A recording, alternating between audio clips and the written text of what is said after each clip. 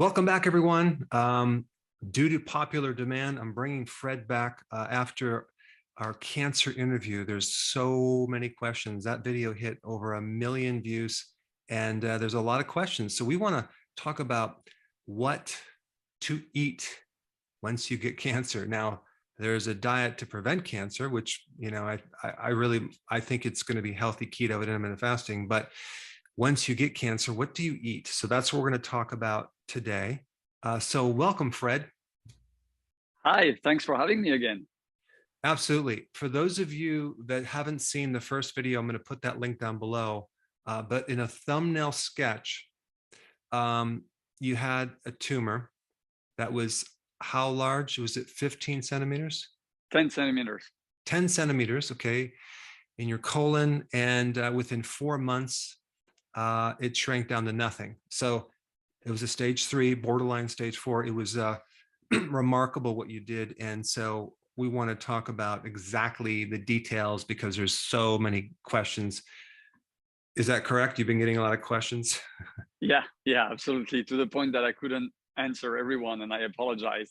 I had questions on my YouTube channel. I received email messages. I tried to answer everybody or as much as I could underneath your video. It took a lot of time. So I'm really glad you invited me to a question and answer. So it's gonna be much easier for me. Yes. And just to make a disclaimer, anything that I say is not meant to diagnose or replace your medical care. Check with your doctor before implementing anything we're going to talk about. And we have no vitamins to sell you.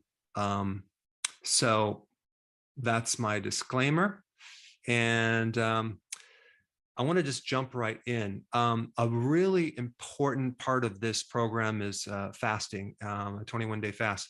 So I guess the first question, when you tell someone they have to fast for 21 days, they're probably going to freak out. So how is it possible that you can fast for 21 days? I mean, aren't you going to starve to death? Like how would you respond to that question?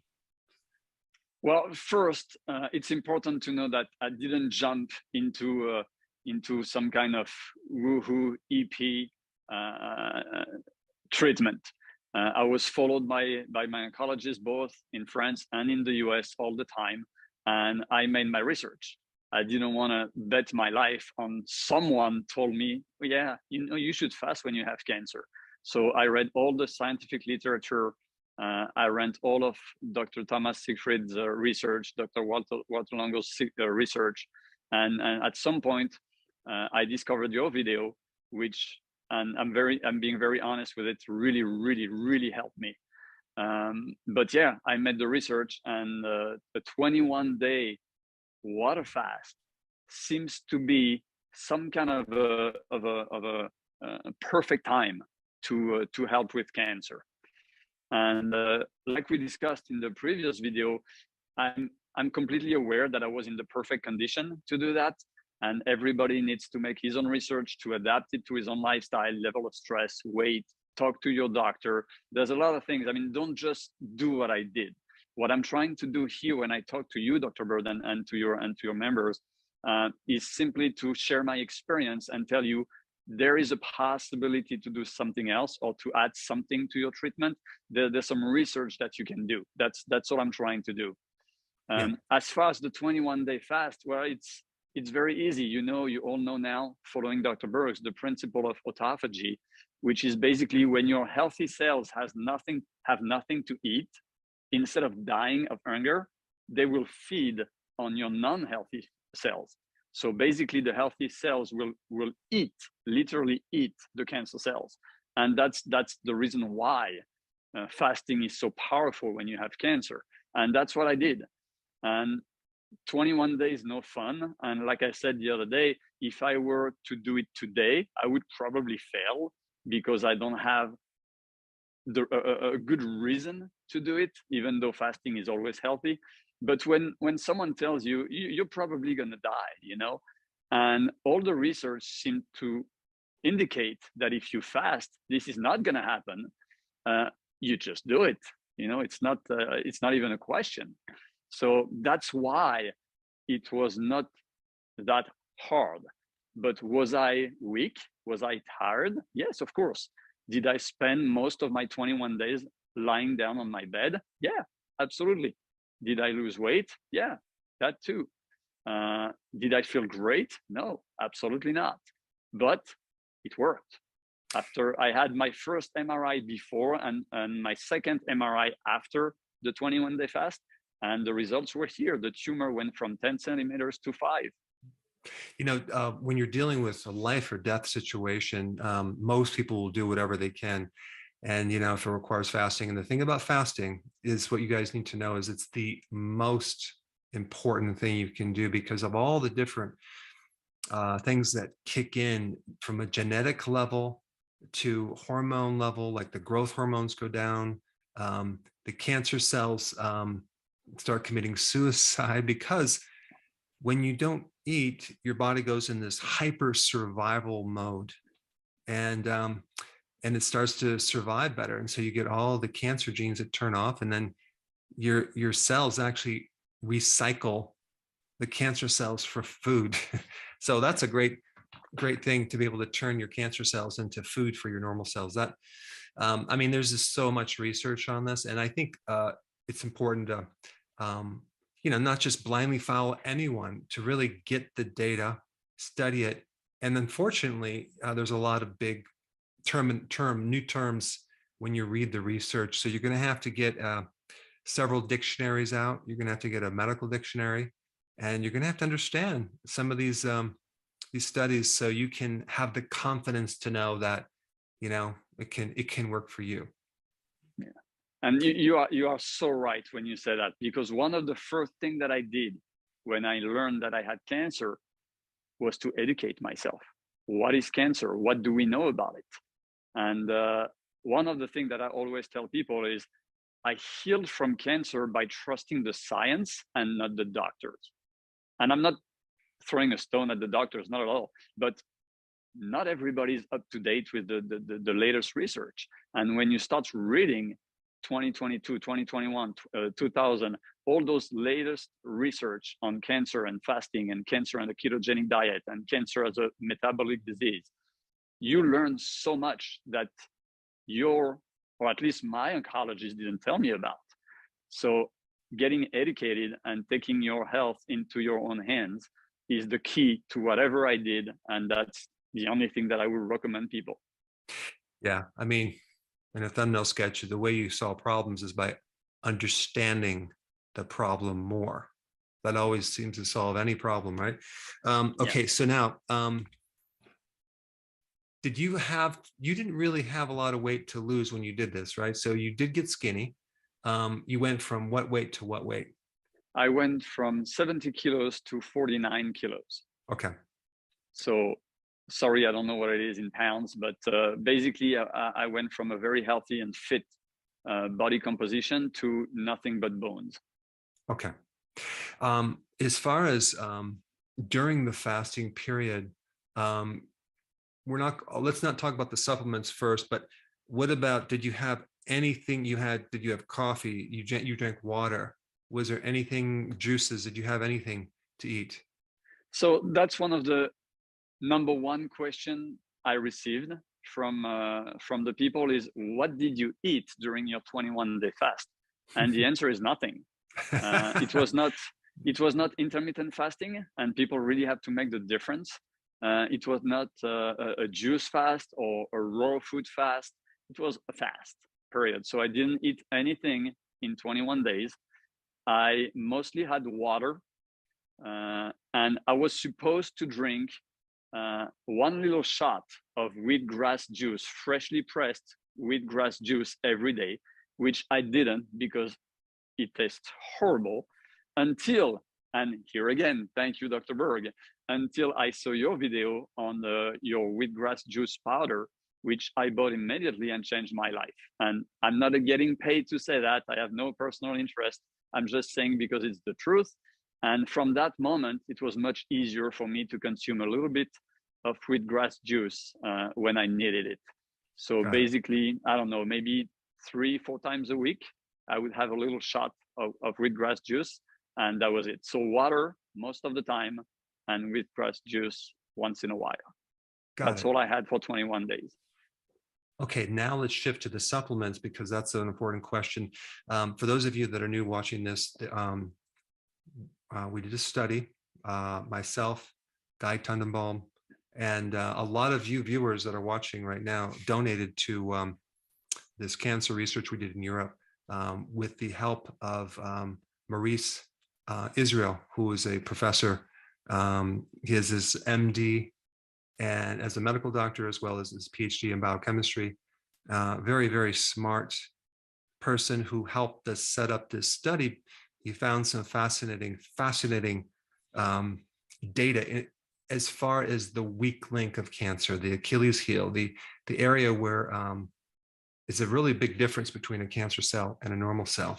And without getting into any technical things, there's a door that goes into cancer that allows the cancer cells to make membranes. And without those membranes, the cancer cell cannot survive. And so this metabolic enzyme name, the initials are Scott. And so if you could potentially block this enzyme, you could starve the cancer, not from fuel, but from its raw material, its structure, its membrane. So the problem is, well, most chemo, not most, but a handful of chemo drugs, I mean, it could be most, I don't know, actually block Scott. But they also kill the cancer and they kill your immune system. And it just so happens, even a cancer cell itself is has some of your own immune cells in the cancer tumor itself or the cancer. So in other words, we wanted to find a natural way to block Scott without the toxic effect of destroying your immune system. Well, he did some previous research and he found great success. So what we did is we did that research and we compared it to one of the most powerful chemo drugs to see how it compared. And it did very well. I did a summary of that study. I'll put that link down below. But anyway, there's certain nutrients that can block this enzyme to potentially close the door on the reproduction of the cancer cell. And then you took like the two big ones are alpha lipoic acid and Carcinia cambogia. So tell us a little bit about the supplements that you took, because I know there was a lot of extra things you took as well. Yeah, absolutely. And please forgive me if I use a little bit of notes because I don't want to forget anything for your followers. All the things that I put in my book helps me with the timeline and remembering what I did when, because as you can imagine, my brain was pretty much frozen when they told me I had cancer and I had big chances to die. So sometimes I don't remember what I did when. It's a little confusing. So I take my own book and I take a look.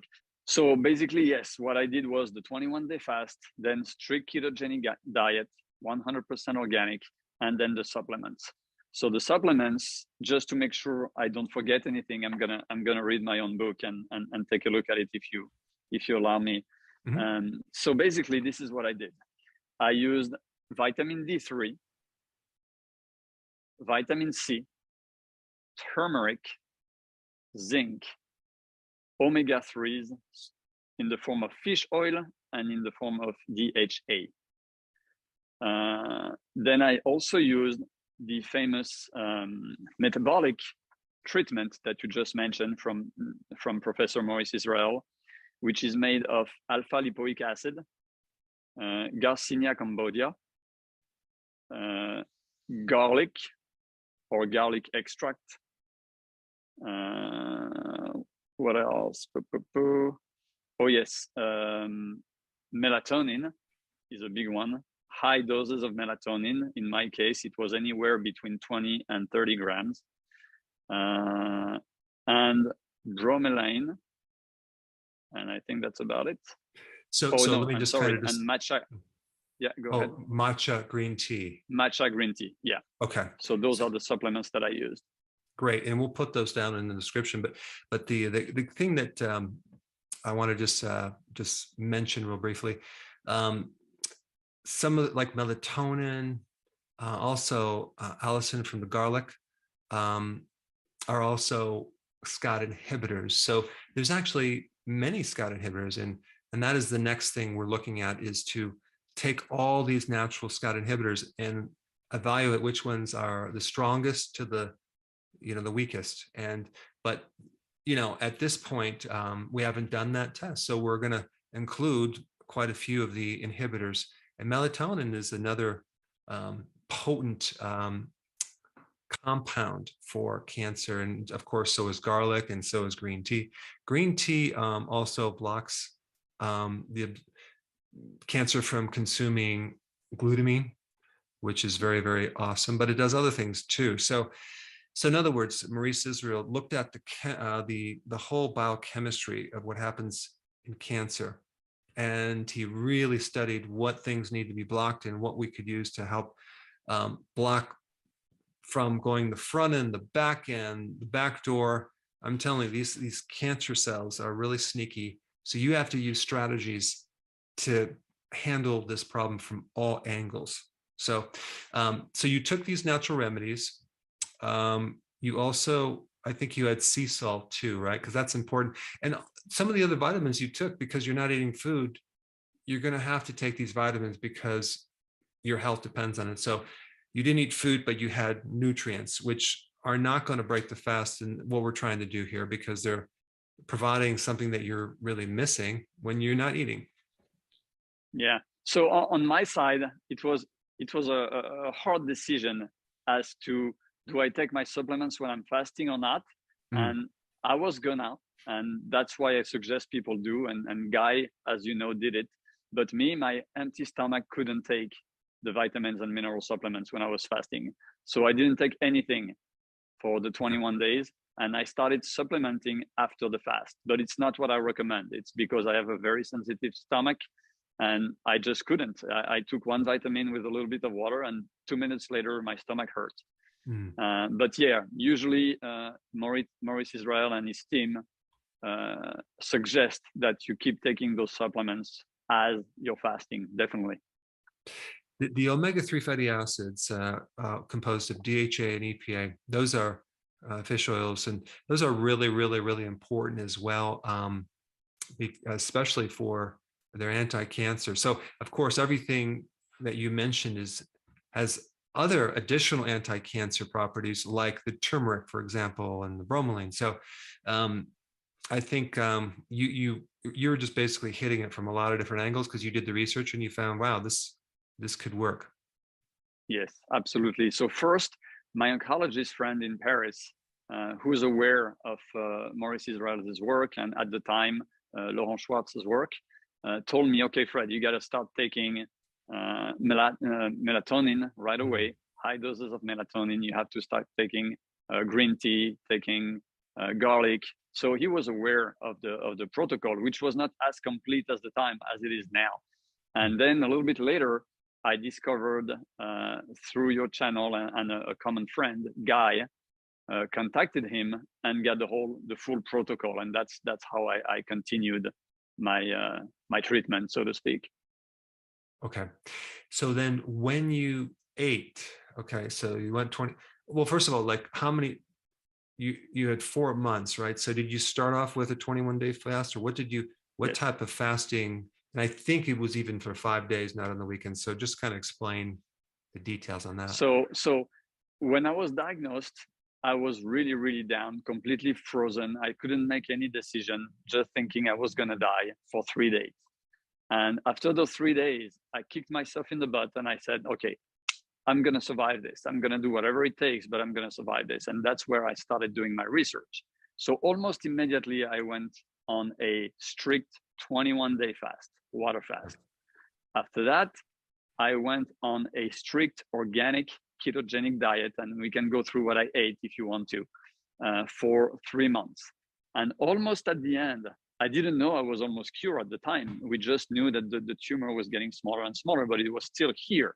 I went for another 21-day fast, but only fasting 5 days a week and eating normally a normal ketogenic diet during the weekends. And So you at the start end off of with all that, so you started with a 21-day fast, then you went to one meal a day, and then you went back yes, to 21 days of really like 5 days of fasting, and then 2 days of one meal a day, exactly, back and forth absolutely, for 20. Okay. yes. And okay, so then when you did eat, coming off of the 21-day fast, of course, you had to gradually introduce food, right? Yes. So let's just talk about, well, how did you gradually introduce food? What did you eat? Well, first I was on a strict ketogenic diet, so zero carbs, or as close to zero as I could.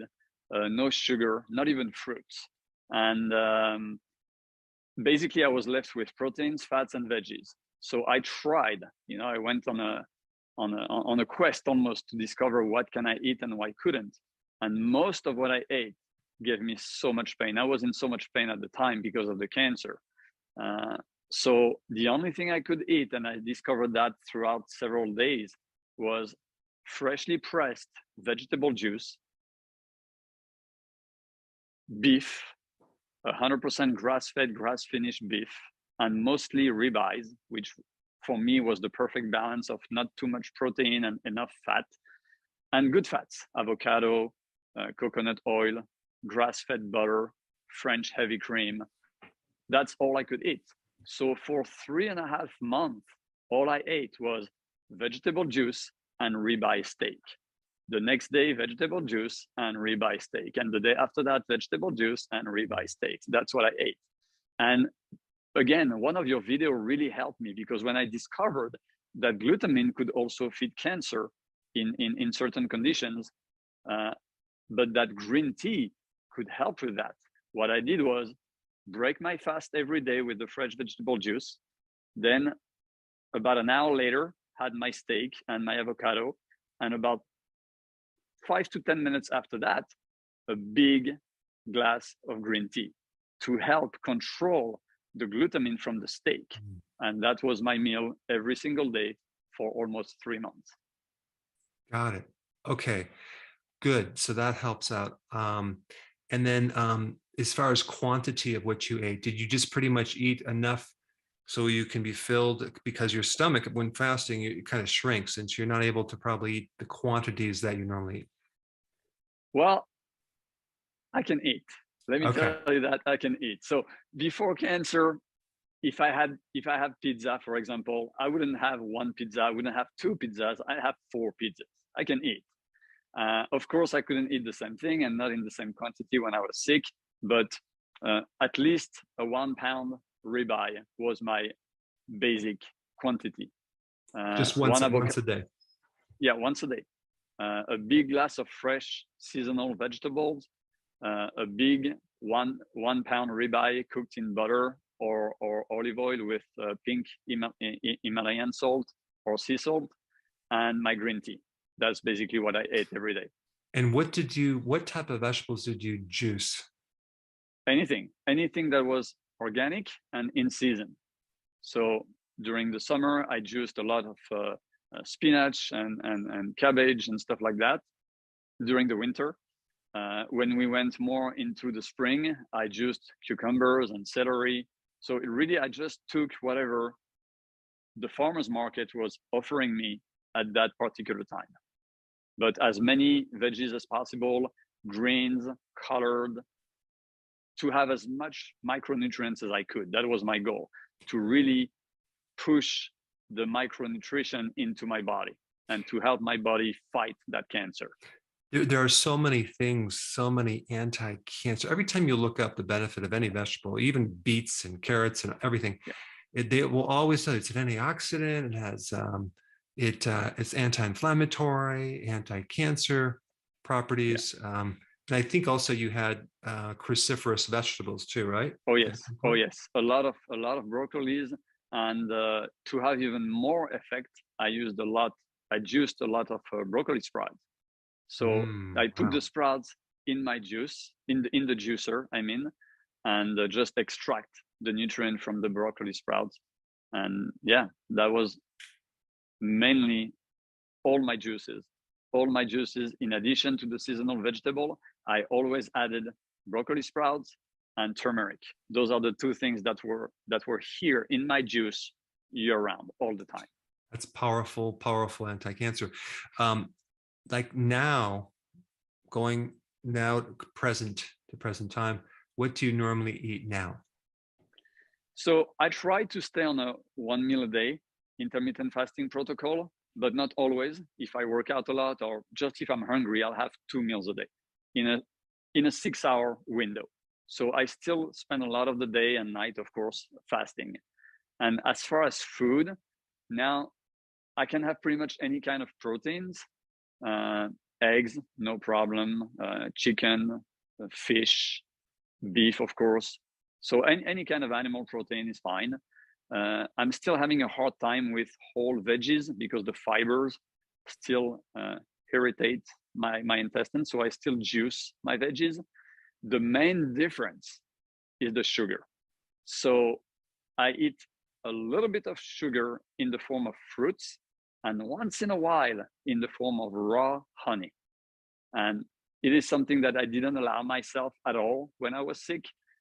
I am not convinced 100% that the fructose, the sugar of the fruits, in its original food matrix, which is the whole fruit, is really bad for cancer. I don't know. But because I didn't know, I preferred not had any sugar at all when I was sick. But now that I'm not sick anymore and I have zero trace of cancers and all the cancer and inflammatory markers are good, I have fruits on my non-workout days. So on my workout days, I do more of the proteins and fat. And on my non-workout days, I do less fat and a little bit of fruits. Okay. Of course, organic and seasonal. So that's the main difference with what I did before. So my diet is basically the same as far as micronutrients, a little bit more variety with the proteins and a little bit of fruits 3 times a week. Got it. Do you currently take any probiotics or fermented type foods? Yes, I use sauerkraut a lot. A little bit of sauerkraut almost every day.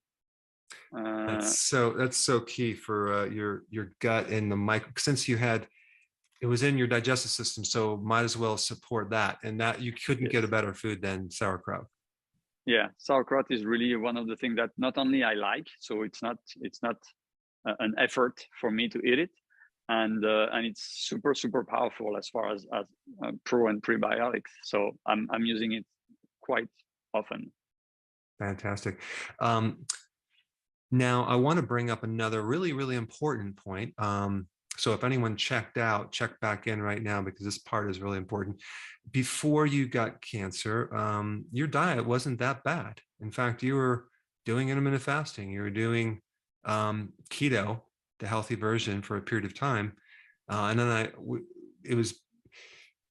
asked you a question, what was your stress level? And your stress was off the roof. And so when you deal with cancer, there are things, smoking can cause cancer, chemicals can cause cancer, chronic anything can cause cancer, bad foods and things like that. But people don't really put attention on the stress factor too. So the stress factor can activate your genetics to turn things in a bad way, can turn things on that should be turned off. So you went through stress, and I think because of the whole pandemic thing, you couldn't have you had different dojos around the country. They had to close down, right? Yes, absolutely. And when there's a lot of different stresses, and that's what people don't understand. I didn't have what most people would call a very stressful life. I mean, I didn't battle with my family. I didn't battle at work. I didn't have that kind of stress. You're right when you said that my lifestyle was pretty good. I tried to eat organic for the past, 20, 25 years. I was on keto for quite a long time. What else? Always active, doing a lot of meditation, a lot of Tai Chi, my martial arts, boxing, parkour, CrossFit. So I was an active person, doing intermittent fasting for 20 years. So people ask me, so how come you did all that and got cancer, and you did all that and got cured? And I think, I'm not sure, but I think it's the compounding of everything. It's putting everything together all the time. And as far as stress, yes, the pandemic and the world situation stops me from doing a big part of my professional activity. I usually travel the world to go and teach in all my dojos around the world, my martial arts schools. I couldn't do that. It was very complicated as far as finance. And of course, that was a big stressor. And that's when the cancer appeared. I also had a genetic predisposition because apparently, from what the doctor told me, it was one of the few real genetic cancer. So my food and my lifestyle was not so much the guilty parties there, but my genetic background was the sleeping cause, as I call it. But the stress was the trigger. There's no doubt. Yeah. And I tried my best when I was trying to heal myself to compound everything that I knew about fasting and diet and stuff like that, plus all my new research, with even less stress in my life. You know, more breathing, more walking out in nature, more meditation and stuff like that. And I think it's a combination of all those things. We said last time on the last video that cancer is multifactorial, but healing cancer is also multifactorial. And I did a lot of things. If you add to everything that we talked about, the ice cold bath, the breathing, the walk in nature, playing with my dog, playing with my wife, having fun, laughing, watching at nothing but comedies, all those things, I believe, participated to my healing. You know, you brought up a good point. Like you have to step up your discipline to you know, ice cold baths. I mean, for example, fasting for 21 days. That's all requires a lot of discipline. And you know, I think out of necessity, you understanding what needs to be done because now you did the research. Out of necessity, you pulled it out of yourself and you're able to kind of stick to it because you're probably willing to do whatever it took to survive, basically. Yes, absolutely. And some people say, yeah, but it's probably because of your martial art training, you have more disciplines than others. It might be true, but look at Guy, our friend Guy, who was 70 at the time of his cancer, no discipline whatsoever, never practiced any martial arts, overweight, cancer stage 4, diabetes, everything you could have, he had it. And he did the same thing as me. He did the fasting, he did the keto, and he cured himself. So, like you said, out of necessity, when your life is on the line, I think it's much, much easier than when you just randomly decide to do a fast or randomly decide to as a prevention to take care of your health. And don't get me wrong, prevention is critical and it's much better, much easier than finding a cancer. But it's hard. It's hard to fast when you don't have a very, very high motivation, such as, hey, you're gonna die. You know, people that are watching this video right now are either potentially have cancer, they're interested in preventing cancer, they might have friends or family that have cancer. But if cancer is not on your radar because you don't have any awareness of it, oh, it'll never happen to me, even though it's the second killer of the world. You probably won't be interested in cancer until you have either someone close to you or yourself, you know, you start developing cancer, and then you become very interested in it. So I wasn't into health at all until I hit probably my late 20s, because I personally was affected negatively with my health. Other people, they seem to get by and they don't have any problems until later in life, and then they make this shift and change. So my whole thing is you can acquire a tremendous amount of survival knowledge by learning from other people's stories, other people's successful actions, other people's strategies. And I don't know if when you're watching this, you realize how vital. Fred is giving us this really key, these keys, these strategies, because it can come in handy if you ever get cancer, or if you have someone going through cancer. This is like superior information that you should use and apply and think with.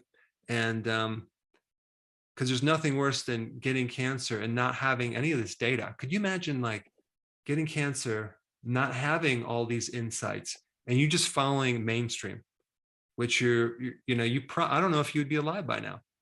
Yeah, absolutely. And we're so lucky to live in the times we're living, because imagine my situation without the internet. Oh, right. What would I have done? I mean, nothing. Right. So yeah. That's right. So again, it comes down to being able to somehow, with your awareness, pull out the right information that makes sense to you, because there's so much confusion out there.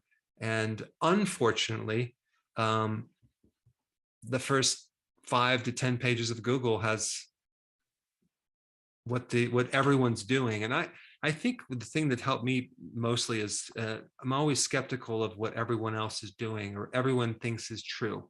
It's usually the opposite, especially when you get into this thing. Well, everyone knows. Yeah, well, who's everyone and where did that come from? So I'm suspect, and I tend to do everything the opposite, and it seems to be very successful. It's very successful. I remember, I think it was one of your videos when you say, if you have, I don't remember what it was. I think it was about diabetes. If you have diabetes, go on the website of the American Diabetes Association and do the complete opposite, and you have a better chance. I apologize if it's someone else. I don't remember, but I thought that was brilliant. And that's basically what I did. It doesn't mean that I completely rejected Western medicine or that I have a grudge against it. I just didn't think it was the answer for me. But as we discussed last time, I did 3 sessions of chemo because of the pain, and it really helped me. So I'm thankful to those doctors and nurse who are helping with the symptoms. And it's critical when you suffer so much that you're not even sure that you want to live. And that's where I was at some point. And a doctor tells you, hey, take my chemo or take my pill and you're going to feel better in 3 weeks. It's a miracle. And I really appreciate it. And I thank my doctor for that. But as far as curing me without any long-term side effect, for me, Western medicine was not the answer. And I choose to look at the biology and the science instead of the medicine. But it doesn't mean it's the same truth for anyone. Everybody has to make his research and put his or her trust into what feels right for that person. When you deal with cancer, there's a lot of conflicting information. So you have a lot of so-called facts that are opposing each other. You can't have 2 facts opposing each other. One of them has to be false. And so you unfortunately going to have to study both viewpoints back and forth to really see which one is true and which one's false. But when you deal with cancer, there's a lot of money going on. There's a lot of corruption. There's a lot of false information, manipulation of research. So there's a really good book. I'm going to put it down below, of someone really highly credible, a scientist who talked about all the manipulation that they do in cancer research. And I think if you're really interested, you should take a look at that book, because you need to know the truth, and that way you can not be susceptible to doing the wrong thing. Yes. One of the things that I did when I was doing my research, and it was my main philosophy. It's not always true, but it was my main line to select informations, is when you have 2 conflicted informations about the exact same thing, first, trust the one that doesn't make money. Like fasting. Fasting doesn't make anyone any money. So study that first. It doesn't mean it's the truth. Keep studying all possibilities. But my first attention would be on those research and from researchers that didn't make money out of it. That was my first main idea. Yeah, unfortunately, all those researchers, they get paid. They're funded by industry, and governments and things like that. So, I mean, who's going to pay a researcher to do research on something that doesn't make money? It's hard to. There's so many things like that's why you're not going to find a lot of research in apple cider vinegar, for example, because it's just not a product that people buy. So Yeah, anyway, Fred, this absolutely. has been an incredible knowledge talk or Thank you. dialogue that we had, and I think people are going to really use this data to survive better. And I'll put some links if you haven't not seen the other videos that we've done related to this topic, so you can have all the information. So thank you very much, Fred. I appreciate Thank it. you. My pleasure. Thank you very much.